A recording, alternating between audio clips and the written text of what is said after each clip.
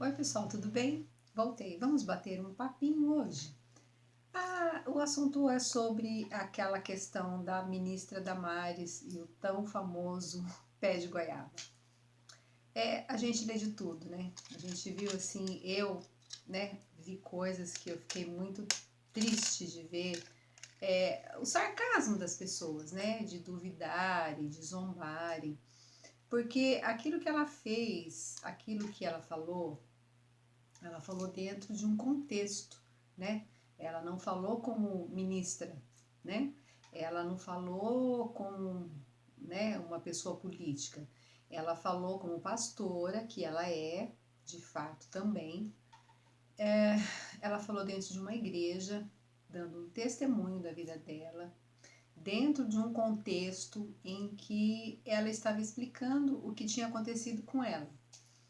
E o mais cruel disso tudo é as pessoas que hoje a gente vê que levantam tantas bandeiras, né? Bandeiras defendendo as minorias, bandeiras contra o estupro, contra a pedofilia, enfim. Essas mesmas pessoas que defendem essas causas que são nobres, elas não se atentaram para esse fato, né? E aí isso mostra pra gente como o preconceito com relação à fé das pessoas é muito maior do que qualquer coisa.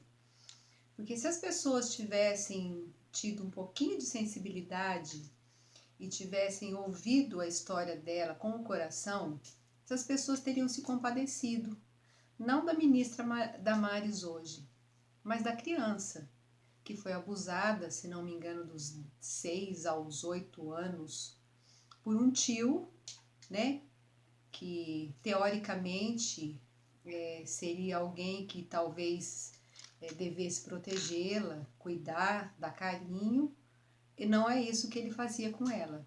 Ele abusava sexualmente dela. E para piorar, o abuso foi tão grande que ela ficou estéril. E em função disso, ela não pôde ter filhos, em função desses abusos que ela sofreu. Então eu imagino uma criança nessa idade, onde ela não vê saída, onde ela se vê coagida e ela se esconde, né? Foi num pé de goiaba, poderia ser debaixo de uma bananeira, poderia ser debaixo da cama, eu não sei. E eu tenho certeza que Jesus se relacionaria com ela da mesma maneira, aonde quer que ela estivesse. Porque quando Jesus quer falar conosco, ele nos alcança aonde nós estamos. E ela estava num pé de goiabeira, ela era uma criança, ela estava num pé de goiabeira com veneno na mão para tomar esse veneno, tamanha era a dor dela. E ela teve essa experiência com Jesus. Mas eu entendo que é difícil as pessoas entenderem, principalmente as pessoas que não tiveram um relacionamento profundo com Deus e não tiveram a sua experiência com Deus. Então é muito fácil a gente julgar a experiência dos outros quando a gente mesmo não conhece o assunto. Então é mais ou menos assim, uma pessoa ela vai para a praia e ela vê coisas maravilhosas e ela chega para mim e ela fala, olha, eu vi o mar, o céu era azul, a água era verde, os coqueiros eram lindos, e ela pode me contar. Eu posso ter uma noção, mas eu não vou ter a real visão daquilo, daquela praia, porque foi a experiência da pessoa, não foi a minha. Com relação às coisas espirituais, as coisas acontecem assim também. Cada um tem a sua experiência pessoal.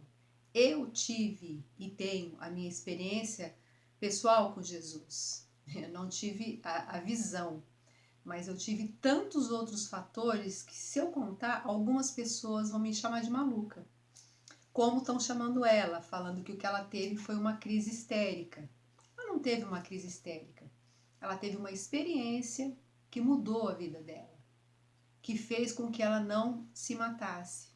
E hoje, por essa mesma experiência que ela teve, ela é usada justamente nessa área, porque ela é uma mulher que luta contra a pedofilia, que ajuda, ela tem entidades que ela ajuda com relação a crianças, a menores abandonados, mais de 500.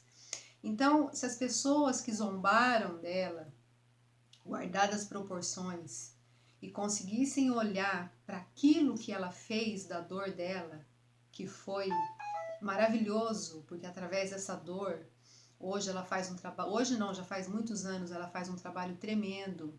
Ela é advogada e ela já atende há mais de 30 anos as mulheres que são violentadas, que passam por algum trauma, ela atende de graça.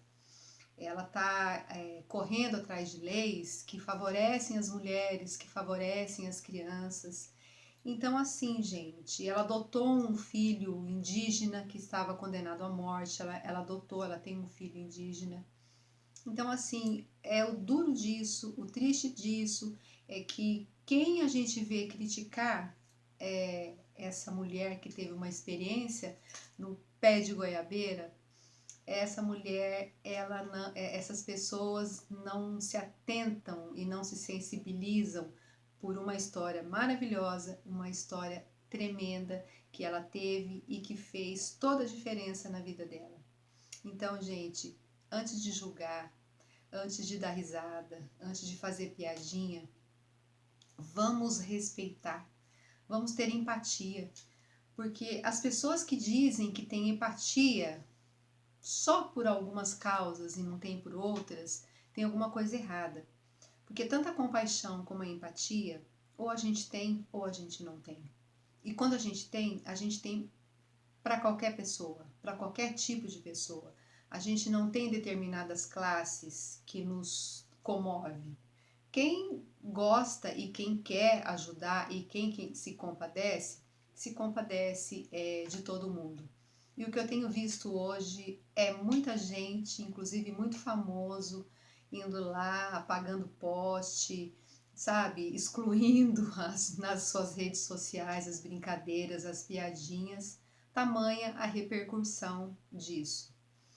Mas é como ela disse, hoje estão fazendo chacota, não estão fazendo chacota com a ministra Damares, estão fazendo chacota com uma menininha de 10 anos que foi violentada, foi abusada e sofreu por alguns anos por isso. E é essa sensibilidade que a gente tem que ter. Do mais, a gente pode discordar de um monte de coisa, como ministra, que tem algumas coisas que eu também não concordo. Agora, como pastora, nós temos que respeitar. Ela tem uma vida irrepreensível como pastora, como advogada, como alguém que tem uma vida relevante na vida, na parte de assistente social, ela tem uma vida muito relevante. Então eu acho que está faltando um pouquinho, a gente ter um pouquinho de paciência, ter um pouquinho de tranquilidade e perceber aí o que está acontecendo.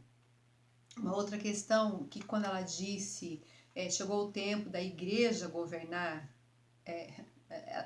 governar o país, eu entendi o que ela quis dizer.